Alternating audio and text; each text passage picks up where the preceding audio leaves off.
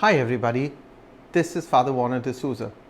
Today we look at the text from Luke chapter 10 verses 38 all the way down to 42. I grew up thinking that Jesus wanted me to always be at his feet. After all, Mary seems to have walked away with the praise. She has chosen the better part. But being a chef by profession made me very unhappy with the response of Jesus. Laboring over a hot grill is no easy task, and if both had to sit at Jesus' feet, then who would feed the Lord? So I'm not going to focus this reflection on the apparent praise of Mary, but to critique the Martha in us. To merely assume that this is a case of one better than the other would do a great injustice to the role that Martha played.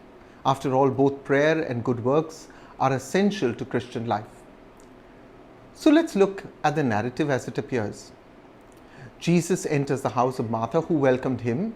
We are not told that Mary joined in the invitation, but only that she chose to sit at Jesus' feet. There are several breaches of Jewish protocol here. We are not told if the disciples are in the house with Jesus, which makes his presence alone with two women an issue, and even more since Martha and Mary are not his relatives. We are then told a woman desires to serve Jesus, which would never be the case in a Jewish household. And finally, a woman sits at his feet as he teaches.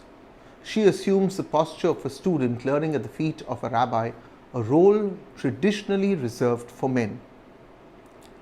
Let us now examine the evidence in the narrative itself. Is Jesus making a case for prayer and not work, as many have come to assume? The key to this misunderstanding is found in the description of Martha's attitude to her work. She is distracted. The word distracted in Greek is periespato and has the connotation of being pulled or dragged in different directions. What is the cause of her distraction? Her sister Mary is not in the kitchen helping her prepare what only can be assumed to be a meal for the Master. Martha's actions prevent her from being present to Jesus through her work, just as Mary was present to Jesus as he spoke to her. The result of this lack of presence, or for her distraction, causes Martha to fall apart with hate and anger. First, she publicly calls out her sister's lack of help, thereby embarrassing Mary. She could have whispered her need for help quietly, but her distraction gets the better of her. Anger so blindsides Martha that she now lashes out at even the Lord. Do you not care? The room must have descended in pin-drop silence, and Martha must have realized her folly too late. The response of Jesus to Martha has sadly been seen by many as a rebuke. Look at it with newness, and you will see it is rather an invitation. Martha, Martha, you are worried and distracted by many things. There is need of only one thing.